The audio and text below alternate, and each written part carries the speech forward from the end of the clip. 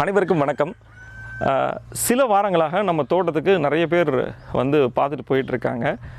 வந்தவங்களில் ஒரு சில பேர் கேட்டாங்க, என்னங்க உங்கள் தோட்டம் பச்சை பசேல்னு இருக்கும் அப்படின்னு வந்து பார்த்துட்டு போகலான்னு வந்தோம். கடைசியில் பார்த்தீங்கன்னா ஒரு சில இடம் காஞ்சிருக்கு, கொஞ்சோண்டு இடத்துல காய்கறி வச்சுருக்கீங்க, இந்த பக்கம் கொஞ்சம் பூச்செடிகள் வச்சுருக்கீங்க, நாங்கள் எதிர்பார்த்த மாதிரி இல்லையே அப்படின்னாங்க.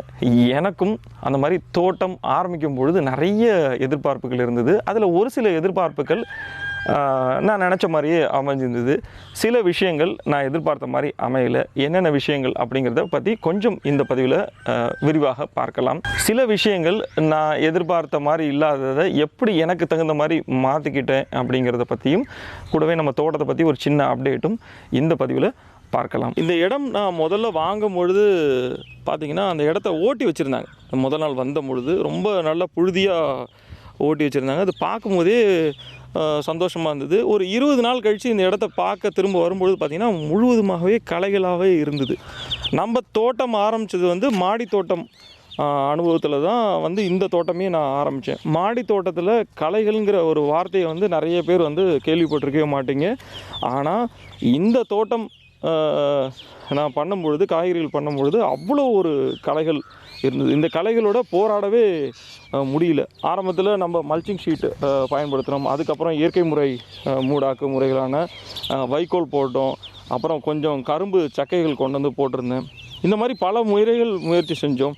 அதுக்கப்புறம் நம்மக்கிட்ட இருந்த பழைய கீரை விதைகளை வந்து செடிகளுக்கு நடுவிலே போட்டு அதை ஒரு உயிர் மூடாக்கு மாதிரி உருவாக்குறதுக்கு முயற்சி செஞ்சோம். ஸோ இந்த மாதிரி பல முயற்சிகள் செய்யும்பொழுது களைகள் கட்டுப்படுறதுக்கு ஆரம்பிச்சது தான் சொல்லணும். நம்ம தோட்டத்தில் முன்னாடி 2 பேர் வேலை செஞ்சுக்கிட்டு இருந்தாங்க.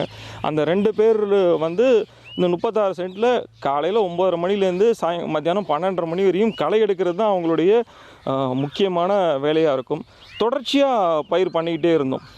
காய்கறிகள் பண்ணுறது, கீரைகள் பண்ணுறது, அதுக்கப்புறம் மண்ணினுடைய வளத்தை அதிகப்படுத்துறதுக்காக, தழைச்சத்தை அதிகப்படுத்துறதுக்காக, அதாவது நைட்ரஜன் கண்டென்ட் சொல்லுவாங்க இல்லையா, அதை அதிகப்படுத்துறதுக்காக பசுந்தாள் உரங்களான தக்கை பூண்டு சினப்பை பயிர் பண்ணிகிட்டு இருந்தோம்.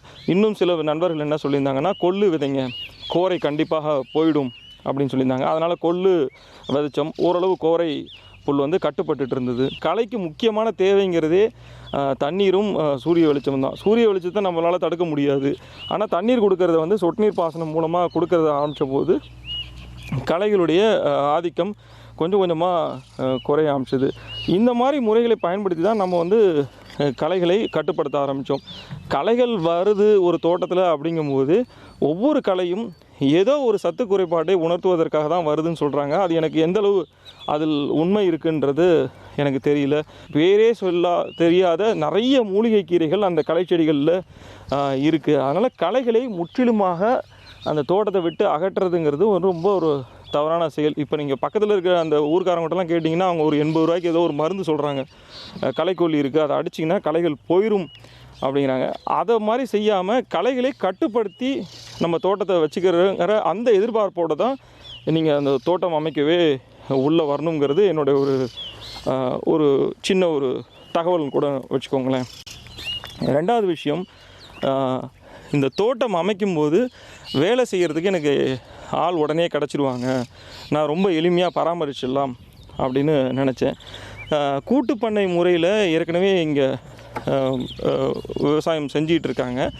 அந்த முறையில் செய்யும்பொழுது அவங்கக்கிட்ட இருந்த 12 பேர் வேலை செஞ்சுட்டு இருந்தாங்க. அதிலேருந்து ஒரே ஒரு பெண்ணால் மட்டும் நம்ம தோட்டத்துக்கு நான் வேலைக்கு எடுத்துக்கிட்டேன். ஏன்னா நம்ம தோட்டத்தில் காய்கறிகள் பயிர் செஞ்சுக்கிட்டு இருக்கோம். இந்த மாதிரி தோட்டத்தில் காய்கறிகள் பயிர் செஞ்சுட்டு இருக்கும்போது நம்மளால் வாரத்துக்கு 2 நாள் தான் வந்துட்டு போக முடியுது. ஆனால் காய்கறி பயிர்களை பொறுத்த வரைக்கும் அதுக்கு வந்து தினசரி நீங்கள் வந்து ஒரு பராமரிப்பு கொடுத்துக்கிட்டே இருக்கணும். அந்த பராமரிப்பை கொடுக்கணுன்னா நமக்கு ஒரு வேலை செய்கிறதுக்கு ஒரு ஆள் இருந்தால் தான் அது சாத்தியப்படும். அப்படிங்கிறதுனால நான் வந்து வேலைக்கு ஒரு ஆள் எடுத்துக்கிட்டேன். இந்த வேலைக்கு ஆள் எடுக்கிறதுங்கிறது இப்போ இந்த கிராமங்களில் வந்து எடுக்கும்போது இந்த ஒரு தலைவர் மாதிரி இருப்பாங்க. ஸோ அவங்கக்கிட்ட சொன்னீங்கன்னா கூட அவங்க ஏற்பாடு பண்ணி தருவாங்க. இன்னொரு பெரிய சவாலான விஷயங்கிறது, இந்த கிராமங்களில் முக்கால்வாசி பேர் வந்து அந்த 100 நாள் வேலை திட்டத்தில் இருப்பாங்க. அதனால் அங்கேருந்து வேலைக்கு ஆள் எடுக்கிறதுங்கிறது உங்களுக்கு ரொம்ப கஷ்டமாக இருக்கும். அப்படியே ஆள் கிடைச்சாலும் அந்த 100 நாள் வேலை திட்டத்தில் இல்லாதவங்க, அதாவது 60 வயதுக்கு மேற்பட்டவங்க தான் வந்து உங்களுக்கு கிடைப்பாங்க. உங்களுக்கும் உங்களோட ஒரு அந்த அலைவரிசையும் அவங்களுடைய அந்த ஃப்ரீக்வன்சியும் செட் ஆகிறது ரொம்ப கஷ்டமாக இருக்கும். ஏன்னா அவர்கள் அந்த ரசாயன விவசாயத்தில் வந்து ரொம்ப ஒன்றி போயிட்டாங்க. இப்போ நீங்கள் சொல்கிறீங்க நம்ம மரம் வந்து சரியாக வளரலன்னு நீங்கள் எதாவது வருத்தப்பட்டீங்கன்னா அவங்க உடனே சொல்லுவாங்க, ஒரு யூரியா மூட்டை வாங்கிட்டு வாங்க சார், எல்லா செடிகளுக்கும் கொஞ்சம் கொஞ்சம் வச்சிடலாம், ரொம்ப நல்லா வந்துடும் மரங்கள் அப்படிம்பாங்க. அந்த மாதிரி ஒரு தருணத்தில் வந்து அவங்க செய்யவே முயற்சி செஞ்சுட்டாங்க. ஏன்னா நான் வரும்பொழுது அந்த மரங்கள் நல்லா வளர்ந்துருக்கிறத பார்த்தா நான் சந்தோஷப்படுவேன் அப்படிங்கிற ஒரு எண்ணத்தில் அவங்க என்ன செஞ்சிட்டாங்கன்னா அந்த யூரியாவை வாங்கி வைக்கிறதுக்கே முயற்சி செஞ்சிட்டாங்க. அவங்களுக்கு என்ன புரிதல் இருக்கோ அந்த புரிதலுக்கு அளவுக்கு தான் நீங்கள் வந்து போகணும். அதாவது ரொம்ப அவங்கள போட்டு ரொம்ப குழப்பாமல், இப்போ நான் அவங்களுக்கு எப்படி வேலை கொடுத்துருக்கேன் அப்படின்னு பார்த்தீங்கன்னா, களை இருந்தால் அதிகமாக இருந்தால் எடுக்கணும், அதே சமயத்தில் செடி வாடிச்சுன்னா தண்ணி கொடுக்கணும். அவங்க என்ன நினைப்பாங்கன்னா, செடி டெய்லி தண்ணி கொடுக்க ஆரம்பித்தாங்க. அப்போ டெய்லிலாம் தண்ணி கொடுக்காதீங்கம்மா, செடி வாடிச்சுன்னா மட்டும் தண்ணி கொடுங்க, அப்போ தான் செடி நல்லா வளருங்கிற அந்த ஒரு புரிதலையும் கொடுக்கணும்.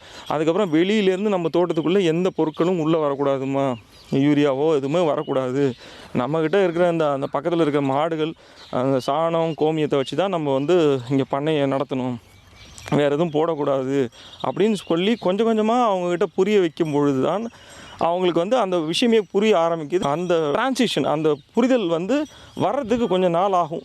எடுப்புலேயே வந்து நம்ம எதிர்பார்த்தோன்னா அது வந்து நடக்காமல் போகும். இப்போ இன்னொரு உதாரணம் சொல்லணும் அப்படிங்கிற பார்க்கும்பொழுது, கரும்பு நம்ம வந்து 3 வச்சுருப்போம் அந்த எண்ணெய் சட்டி மாதிரி இருக்கிறதுல. அவங்க வந்து 2 குழி இன்னும் வைக்காமல் இருந்ததுனால அவங்க என்ன பண்ணிட்டாங்க, வீட்டிலேருந்து அவங்க கரும்பை எடுத்துகிட்டு வந்து அதை ஆறாக நறுக்கி வச்சுட்டாங்க. ஏன் இந்த மாதிரி வச்சிங்க அப்படின்னு கேட்கும்போது, இல்லைம்மா இந்த கரும்பு நிறையா வரும் இல்லைப்பா, அதுக்காக தான் வச்சுருக்கேன் அப்படின்னாங்க. நம்மளுடைய ஒரு முறைன்னு இருக்குது, இதில் ஏன் 3 வைக்கிறோங்கிறது நமக்கு தெரியும், அவங்களுக்கு அது புரிதல் இல்லை.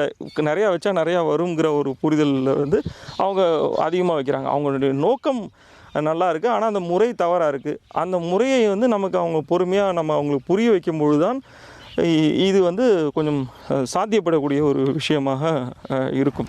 ஆரம்பத்திலேருந்தே அவங்க வந்து உங்களுக்கு நல்ல புரிதலில் அவங்க வந்து இருப்பாங்கன்ற அந்த எதிர்பார்ப்போட தோட்ட வேலைகளை ஆரம்பிக்க வேணாங்கிறதும் இன்னொரு இன்புட். 3வது விஷயம், இந்த சொட்டு நீர் பாசன முறை அமைப்பு. நான் ஆரம்பத்தில் இந்த சொட்டு நீர் பாசனம் அமைக்கிறத பற்றி நிறைய வீடியோக்கள் பார்த்துருக்கேன். வெளிநாடுகளில் இருக்கவங்க தான் இதை வந்து ரொம்ப சிறப்பாக இந்த சொட்டு நீர் பாசன முறையெல்லாம் அமைச்சிருக்காங்க. ஒரு தடவை முயற்சி செஞ்சு இதை அமைச்சிட்டோன்னா அதுக்கப்புறம் நம்ம ரொம்ப கஷ்டப்பட தேவையில்லை அப்படின்னு தான் நினச்சேன். ஆனால் அமைச்ச பிறகு நானும் என் நண்பரும் சேர்ந்து தான் இந்த சொட்டு நீர் பாசன முறையை நம்ம தோட்டத்தில் அமைச்சோம். அது எல்லாருக்குமே நல்லா தெரியும், அது ஏற்கனவே ஒரு வீடியோ கூட கொடுத்துருக்கேன். அமைச்சிட்ட பிறகு ஒரு 2-3 நாள் தான் நல்லா வேலை செஞ்சுது. அதுக்கப்புறம் நம்ம ஆஃபீஸில் உட்காந்துருக்கும்போது அந்த அம்மா கால் பண்ணுவாங்க, சார் இந்த இடத்துல பைப்பு பிச்சுக்கிச்சு, அங்கே வந்து தண்ணி ஒழுகிட்டே இருக்குது அப்படின்னு. அப்புறமா புரியுது, அது வந்து என்னதான் நம்ம சிறப்பாக செஞ்சாலும் அதற்கு ஒரு பராமரிப்பு, வாரம் ஒரு பராமரிப்பு செஞ்சுக்கிட்டே இருக்கணும். இல்லாட்டி அது ஒரு சிறு சங்கடங்கள், அடைப்பு ஏற்படும். அந்த ஃபில்டர் வந்து க்ளீன் பண்ணுறது வந்து அது ஒரு வாரம் செய்யணும் அப்படிங்கிற ஒரு விஷயங்கள்லாம் ஆரம்பத்தில் தெரியல.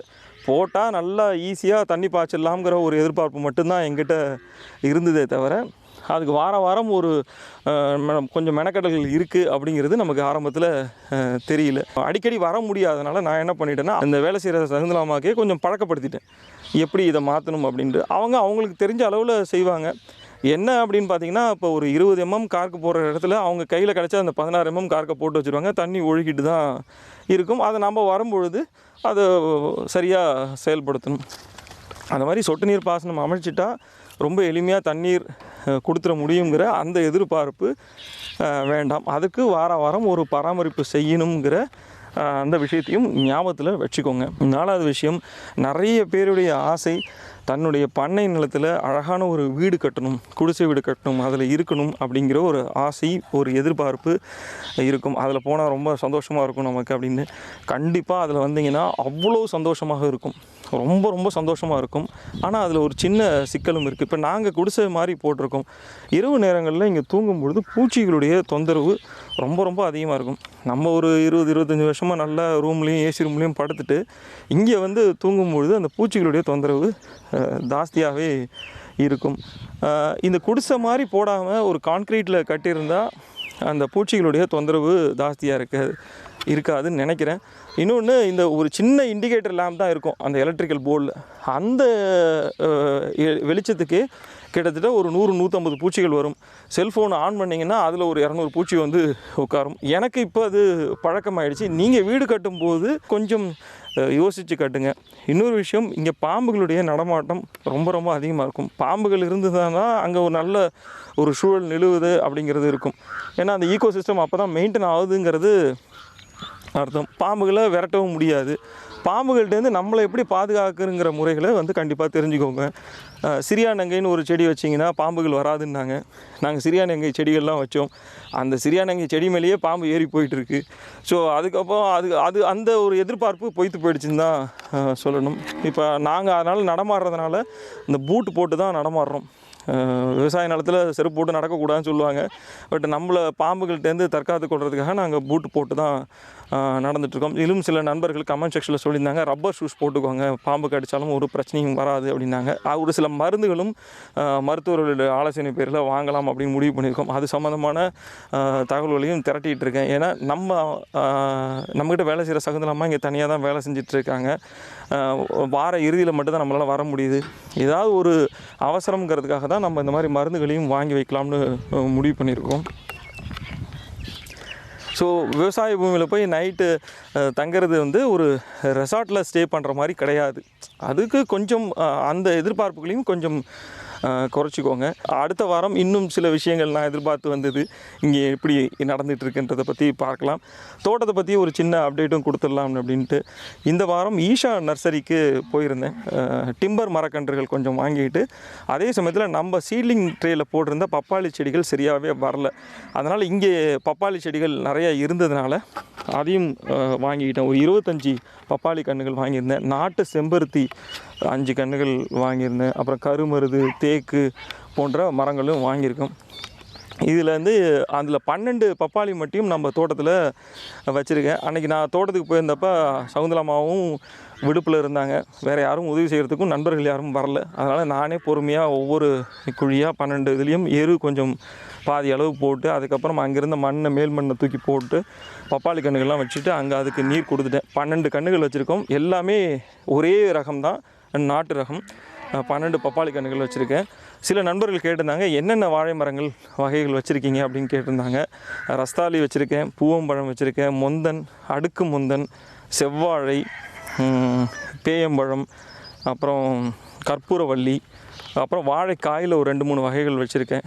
நம்ம போன 2 வாரத்துக்கு முன்னாடி வச்ச வாழைக்கன்றுகளுடைய வளர்ச்சி ரொம்பவே இருக்குது. கரும்பும் நல்லா வளர்ந்துட்டுருக்கு. சாமந்தி பூ ரொம்ப நிறையவே கொடுத்துட்ருக்கு. தக்காளி போன வாரம் ஒரு சிறப்பான அறுவடை செஞ்சுருக்கோம் தான் சொல்லணும். 12 கிலோ அறுவடை செஞ்சுருக்கோம். 3 நாளில் 12 கிலோ அறுவடை செஞ்சுருக்கோம். இந்த தக்காளி அறுவடை செஞ்சதெல்லாம் பார்த்திங்கன்னா காயாகவே அறுவடை செஞ்சுருக்கோம் நம்ம முக்கால்வாசி. ஏன்னா இங்கே இருக்கிற கோழிகளை நம்ம வெளியில் விடுறதில்ல. நாய்களுடைய தொந்தரவு ஜாஸ்தியாக இருக்கிறதுனால கோழிகளை வெளியில் விடாமல் உள்ளே வச்சுருக்கனால இங்கே இருக்கிற தக்காளி எல்லாம் அது கொத்திடுது. அதனால் முன்னாடியே பறிச்சிடலாம்னு சொல்லிட்டு காயாகவே நிறைய தக்காளியை பறிச்சிட்டோம். இது இந்த வாரத்து தோட்டத்தினுடைய பற்றி அப்டேட். அடுத்த வாரம் இன்னும் ஒரு சில வேலைகள் செய்யலாம்னு இருக்கும். இந்த 5 அடுக்கு முறையில் இன்னும் கொஞ்சம் அடுத்தடுத்த பயிர்களை உள்ளே கொண்டு வரலாம்னு இருக்கும். அதை பற்றி அப்டேட் அடுத்த வாரம் தரேன். பதிவை பற்றி உங்களுடைய கருத்துக்கள் ஏதாவது இருந்ததுன்னா, இல்லை உங்களுக்கு வேறு ஏதாவது தோட்டத்து சம்பந்தமான எதிர்பார்ப்புகள் இருந்ததுனாலும் கமெண்ட் செக்ஷனில் பதிவு செய்யுங்க. அதை பற்றி விரிவாக வரும் பதிவுகளில் பேசலாம். இந்த தகவல்கள் பயனுள்ளதாக இருந்ததுன்னு நினச்சிங்கன்னா கண்டிப்பாக உங்களுடைய நண்பர்களோடு பகிர்ந்து கொள்ளுங்கள். மீண்டும் ஒரு பதிவில் சந்திக்கிறேன். அதுவரை உங்களிடமிருந்து விடைபெறுவது ராம்குமார்.